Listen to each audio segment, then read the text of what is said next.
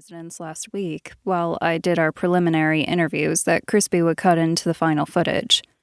For 6 months, I'd been balls deep in research on Duskwood Island, but nothing compared to talking to the people who actually lived here and looked out over the bay every day, seeing the sliver of the island on the horizon. They said it was an omen. One woman, who had refused to release her name or face for interviews, but had agreed to chat over coffee, had told me that the fishermen of Innsmouth never looked northeast of the bay in the morning.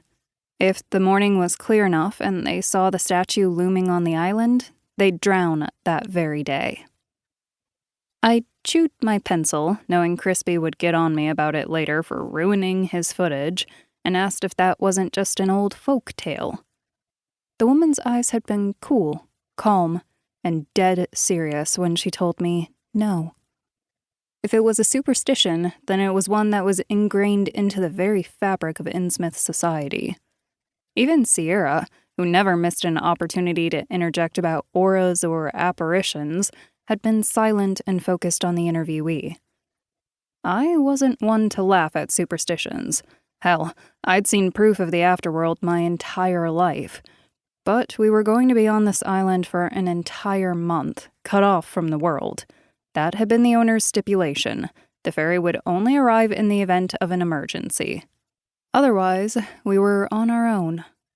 And, seeing as how I believed in superstitions pretty damn well, I wondered if seeing the statue from the deck of the ferry was in fact a very bad omen. I was so lost in thought staring at the idol in its cavernous mouth that I didn't realize Sierra was calling my name. Juno!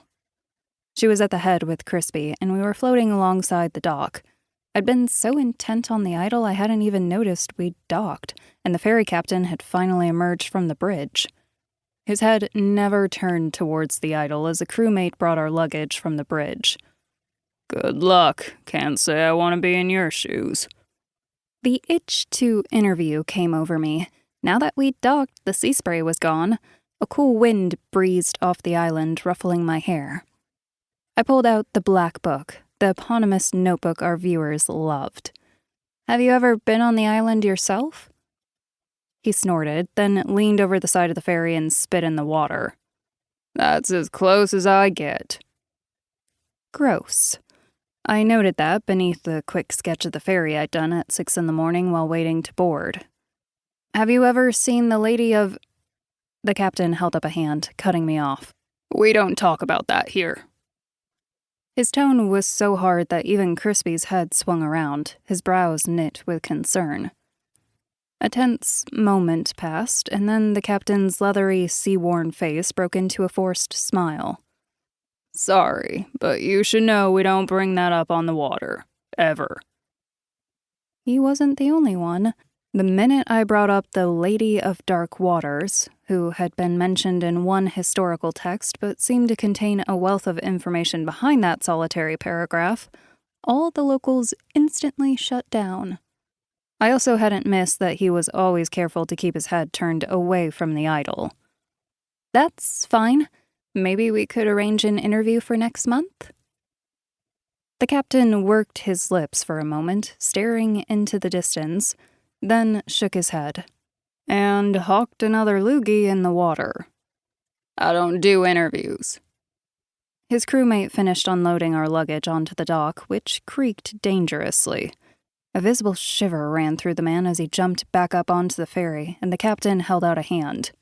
He couldn't have made it more obvious he wanted us gone if he'd had a flashing neon sign over his head. See you next month. I forced my own smile as I followed Crispy and Sierra off the ferry. It wasn't like I didn't have experience with unwilling interviewees. At least this wasn't like the time we'd run into an asylum security guard who wasn't willing to be paid off, and had a slobbering Doberman on a leash to boot. But as I stepped onto the dock, wood creaking under my boots, the captain added a, maybe, under his breath. I whirled around, but he was already striding into the bridge, and the crewmate's back was conspicuously turned towards me. Crispy whipped out the camera, and Sierra and I stepped aside as he filmed it plowing back towards Innsmouth, leaving white, foamy swells behind it.